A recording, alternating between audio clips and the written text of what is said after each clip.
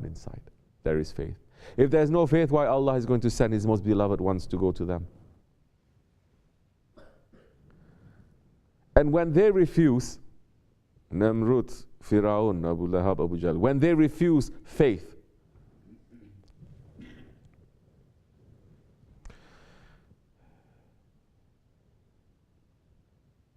is it fate and destiny that Allah subhanahu wa ta'ala destined for them not to receive the faith? No.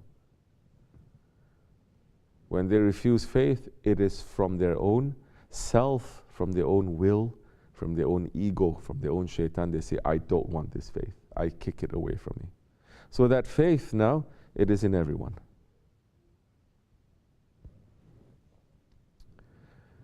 Some people, they have more faith. Some people, they have less faith. But faith, everyone has. And what Allah subhanahu wa ta'ala is always saying to the people who have faith, big or small, high or low, what is He saying to the people who have faith? He says, be Jamaat. Be a Jamaat. Be together. Don't separate. Be with the Salihin. Be an Ummat. Be together. Because the weakest one, the weakest sheep in a whole flock, he becomes the strongest one. Nothing outside can attack because he's surrounded by hundreds. The strongest sheep, when he's outside, he's alone, he becomes the weakest one. So then what happens? You see some people, Allah has given, you think some, because so many times also it is exceptions, very, very few. Most of the people, they work for it because Allah wants them to work for it. They change and they become. We have examples of so many saints. They become saints, the most beloved ones to Allah, the highest stations. Not because what Allah just gives to them, correct? But because they what? They work for it. They work for it. One of the most beloved ones that the West is running after, Hazrat Rumi, Maulana. How did he become Maulana? He became Maulana when he met his Shams. He met his son. He met his Shaykh. And what happened when he met his Shaykh? His Shaykh says, leave everything and follow me. Leave even the knowledge that you have collected all your life from your father, from your grandfather. Leave everything and come to me with nothing. And he became Maulana because of that. And you see the stories over and over again. Hazrat Aziz Mahmud Huday, he was a huge scholar in the Ottoman times. He became a saint. Not because Allah is just giving it to him, but because he worked for it. He stepped on his ego and he sacrificed. Correct? How much he sacrificed. Everyone is telling him, you are doing wrong, you're getting brainwashed, you're joining a cult. He says no. He stepped on his ego. Look to the lives of so many saints. And that saint, slipped my mind, what his name? He was, before he became a saint, he was doing wrong things. One day he came out and he was drunk and he saw the name of Allah. Someone has written on a piece of paper, Allah on the ground. Huh? Kim? Hazrat Bashar Hafi. He saw and he says, who is putting this name of Allah on the ground? What a stupid, dirty person. He was drunk. He took the piece of paper, he kissed it, he cleaned it, he went home drunk. He put perfume on it for the sake of Allah. And he put it high. And Allah sent one of His most beloved ones to him to clean him up and to make him to be one of the most beloved ones to Allah subhanahu wa ta'ala. Bishir Hafi. They worked. They put away, they sacrificed, they submitted, they trusted their Shaykh. You understand? Because Allah is just. Allah is just. Nobody on Judgment Day can say to Allah, I'm doing this wrong thing because you put it in me. I cannot do right things because you didn't give right into my heart. You give right and faith to that one, you didn't give faith to me. You understand? They worked. And it's showing us so many saints they achieved to the highest station because they work, and they work so hard for it. But to them it is not working too, because they say this is the Shariat of love. The Shariat of love, I don't have to think twice about giving my life. How can I give you my life, that poet is going to say, when it doesn't even belong to me, it belongs to you. Do you understand? Murid. We say good things, we pat them, they like it, then they get spoiled, then they turn around and they start judging and criticizing and doubting the Shaykh. Then later we put them to a test a little bit. I'm leaving, I don't like it, goodbye. You understand? So what happened to your promise? What happened to your bayat? What happened to your submission? What happened to the words that you always say? What? Turkish what? I put it on top of my head? Say? Huh? Başüstüne. What happened to, oh, those are just words that you say. What happened to all the countless sohbahs that we say? What comes to you, whether it is a rose or the thorn of a rose, because it comes to you, I accept. What happened? Forgotten. Why is that forgotten? Because you never remember, that's why. You never take value for it, that's why. Because you never test it, that's why. Because you are spoiled. And you think so highly of yourself. Shaitan is sitting in your heart and directing you. You can fool the whole world to look like you're a so nice person. You're not going to fool those ones who are seeing with the nur of Allah.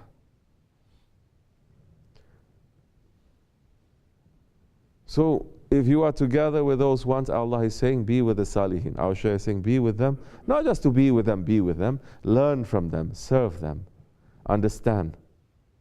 Then slowly you take their color. You understand? Slowly you take their color. And it is a good attitude to say, this one has patience, this one has intelligence, this one has faith, this one has more modesty. I'm going to learn from them. That is a secret. But people are doing the complete opposite. They're saying this one is dirty, this one is stupid, this one has no manners, this one, they criticize everyone, so you learn nothing. You only know how to praise yourself. One day you're going to fall. Instead of looking and learning from that, those good qualities, you say, I already have those good qualities. In the way of tariqat, one, you don't change, very quickly you will fall. Especially in our Jamaat. So Allah is just. What He has put into that one, a secret, Allah has also put a secret in you. And you have to find what that is. Finding what that is, how much you're holding on to your Shaykh. That much you're holding on, that much you're going to find. And be patient. You understand? So you say, my faith shakes all the time. This one. Learn why that one's faith doesn't shake. Learn. Work for it. Don't just say, Allah didn't give me patience. Allah gave everyone patience. Some people, maybe they have more patience than others. But it doesn't also mean that those ones they have more patience, they are better. In every situation, where you see a truck coming to you, you're going to be patient. You're driving and you see a truck coming to you, say, wait, that truck. No, be patient. I see it. No, I see it. No, you cannot. You understand?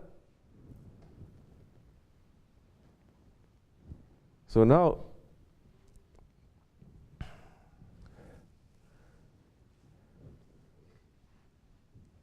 the murid is looking, or the murad. Once you are submitting, meaning, to put simply, Shaykh is saying this is the wrong thing. Remove that. You start removing, your murad starts popping out. Remove that. You remove it. Shaykh says this is wrong. Remove that. I said, no, I'm not going to. Or you become stubborn, you become arrogant. More you cover. You understand? Saying this is wrong. No. More you cover. This is wrong. You become more stubborn, more arrogant that time. Oh, especially the phase that you're going to go through when you're living in a Jamaat. Then after a while you're going to hate everyone. You think everyone is against you. Everyone is hating you. You cannot get along with everyone. That is a phase you have to go through. Leave that. Come out from that. You understand?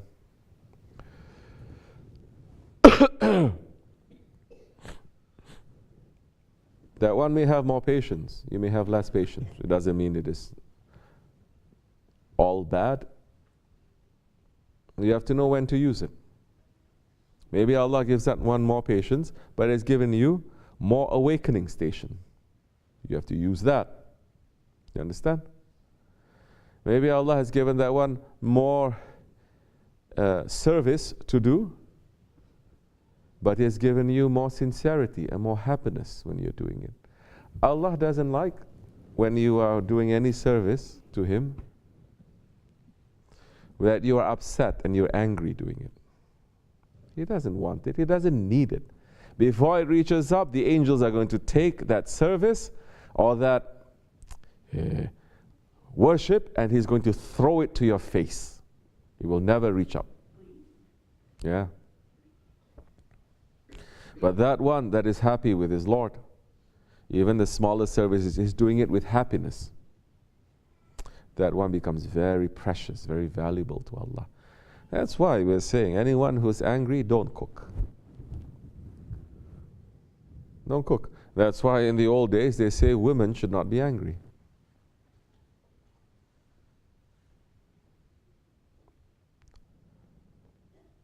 Whatever you're doing, you're touching, you're putting it into, people are eating it. They're putting it into their bodies. They get more angry. Why you think people in this world now, majority, they're very angry, they're very stubborn, they're very self-destructive? Because simple, what they're eating, Allah has created so many things for us to eat, but all the things that we've made and we grew for us to eat, we do it with so much cruelty to the animals, to the plants, to the earth, with so much cruelty to that, they are angry at mankind. And now when we eat that, kids just become angry. They're born and they're very angry.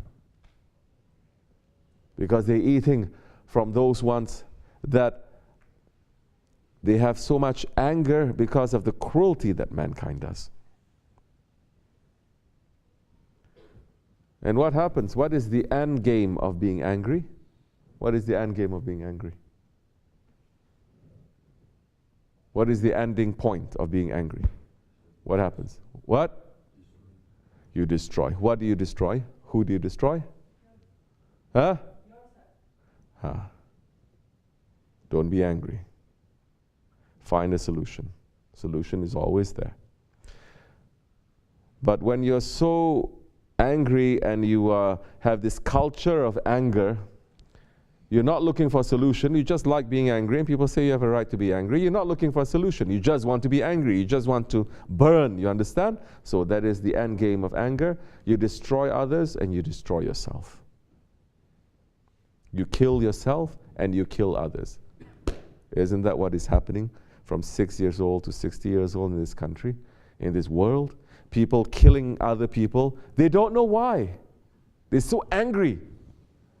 They kill themselves, they're so angry. Every day we're seeing reports. Man gets up, shoots his children. Woman gets up, kills her children when they're in their bed. Man gets up and shoots his pregnant wife. And they don't know why. And people are saying, such nice family. I always see them, they're nice family. I don't know what happened. This is one of the many reasons.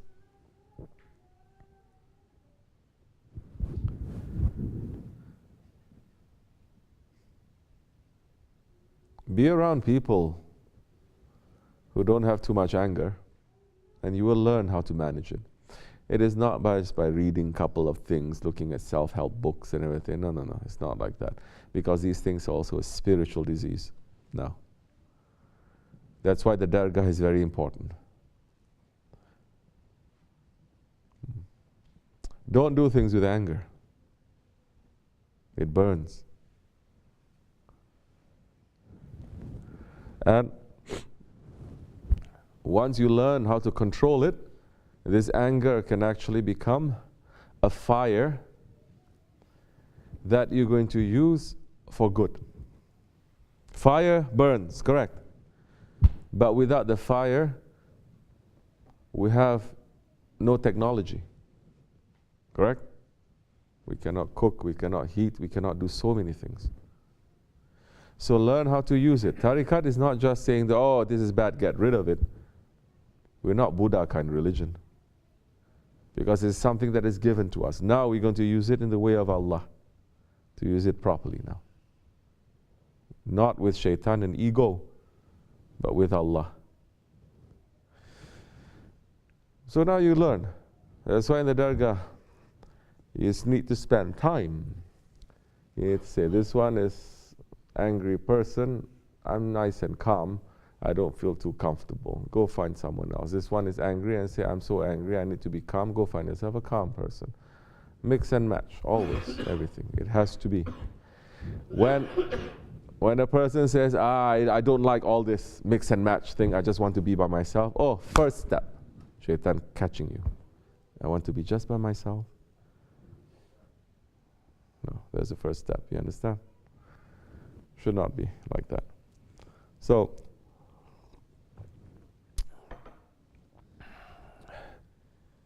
there are so many other qualities. Look, learn, and take that quality for yourself, whatever quality that you have. The key is in our Shaykh's hands. Slowly. How much that you are going to give up, how much you're going to suffer from yourself, that's how much you're going to become beloved to Allah subhanahu wa ta'ala. Then when you become close and you become beloved to Allah subhanahu wa ta'ala, then He starts dressing you with the heavenly dresses, and you become one of those ones who's going to represent Him. And this station, it is promised to every person, every single human being. Up to you. But we don't have too much time, we don't have too much of a choice. Okay. This much is enough. Wa min Allahu tawfiq al-Fatiha.